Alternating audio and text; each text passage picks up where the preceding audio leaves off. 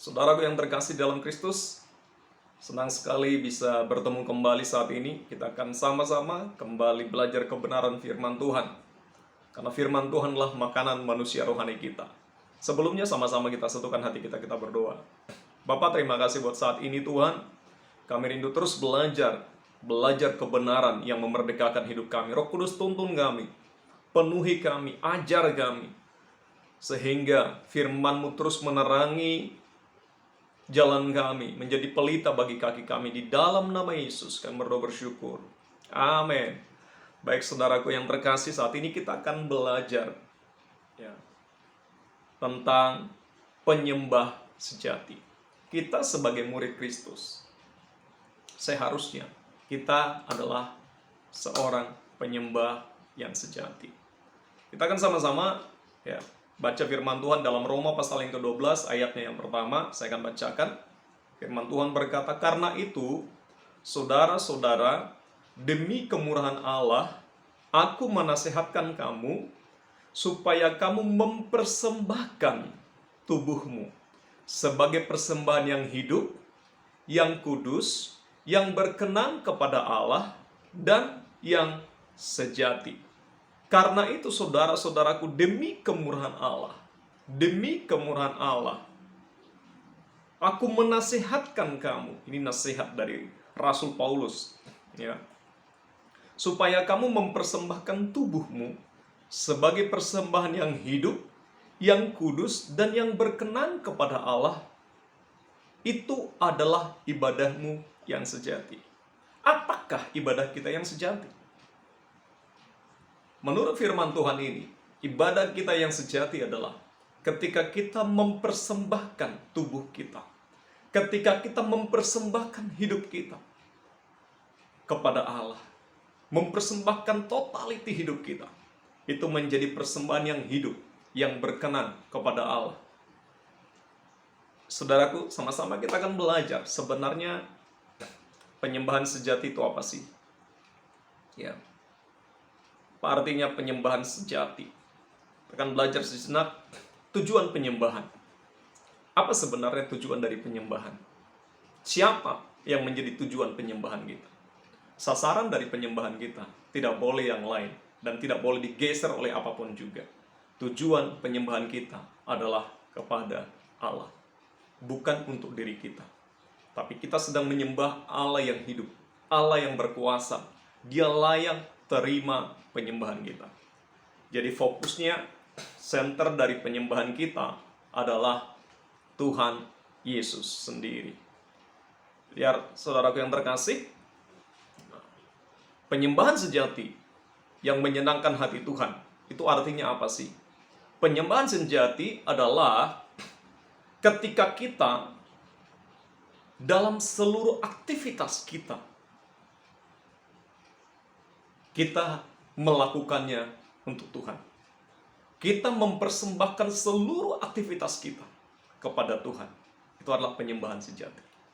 Jadi penyembahan bukan hanya ketika saya dan saudara, mungkin ada sebagai worship leader, ada sebagai singer, ada tim PAW berdiri di gereja mungkin dalam 1 jam dalam ibadah. Bukan itu. Bukan hanya itu. Itu hanya sebagian kecil dari penyembahan kita. Tapi penyembahan kita sesungguhnya adalah seluruh aktivitas kita. Seluruh kegiatan kita. Kita lakukan seperti untuk Tuhan. Firman Tuhan berkata, apa saja yang kau lakukan, lakukanlah seperti untuk Tuhan. Itu menjadi penyembahan kita. Itu menjadi persembahan yang kita bawa di hadapan Tuhan. Ketika kita bekerja, kita lakukan seperti untuk Tuhan.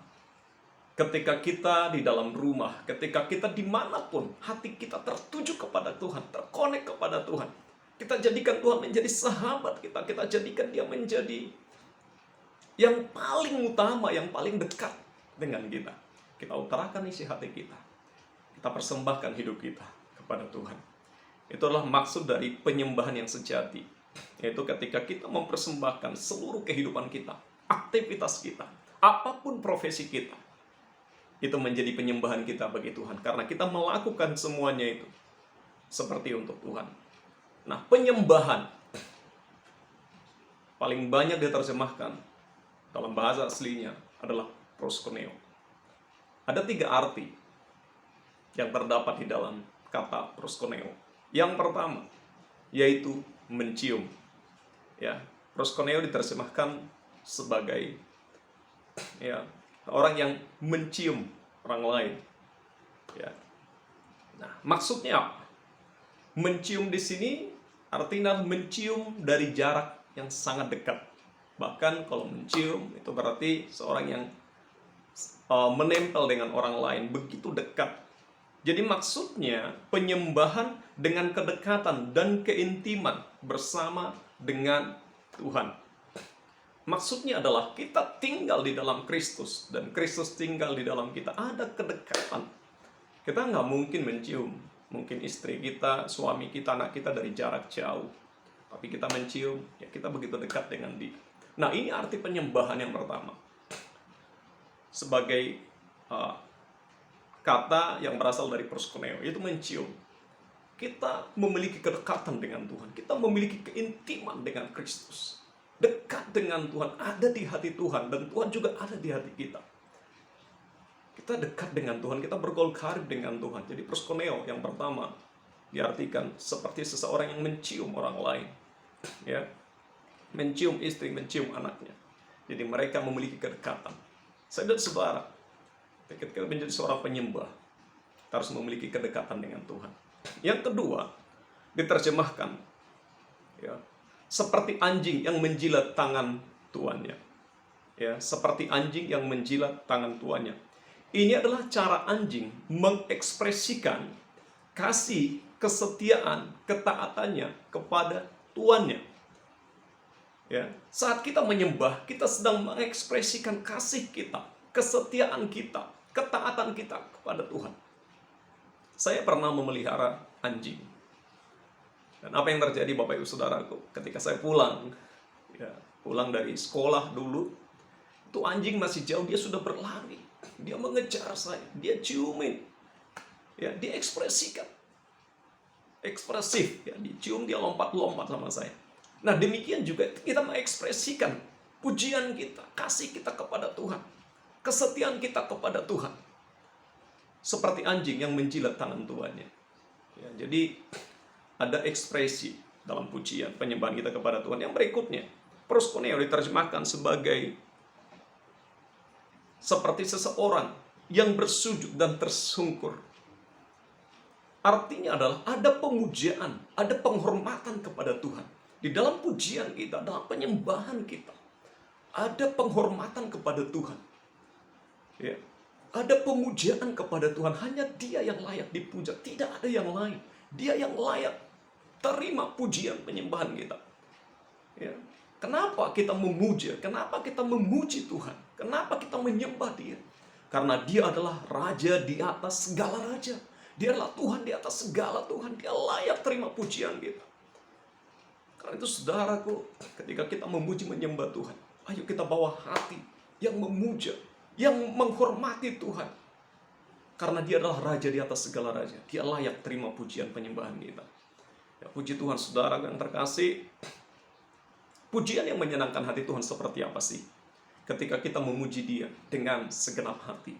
Firman Tuhan berkata, ya, manusia boleh melihat rupa, tapi Tuhan melihat hati.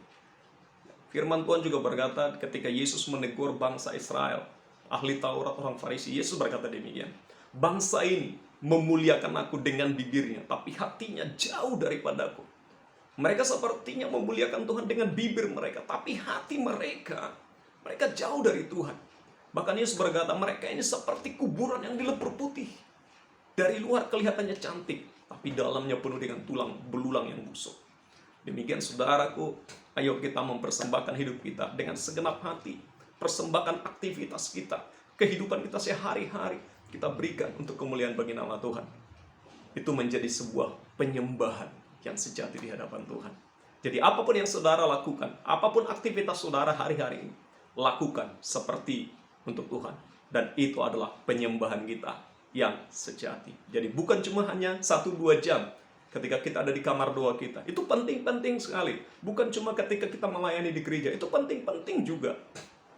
Tapi lebih daripada itu, penyembahan yang sejati dari saya dan saudara adalah seluruh aktivitas kita, seluruh hidup kita, persembahkan tubuh kita sepenuhnya di hadapan Tuhan. Terima kasih. Biar saya dan saudara menjadi penyembah yang sejati. Tuhan Yesus memberkati. Sama-sama kita berdoa. Tuhan, terima kasih.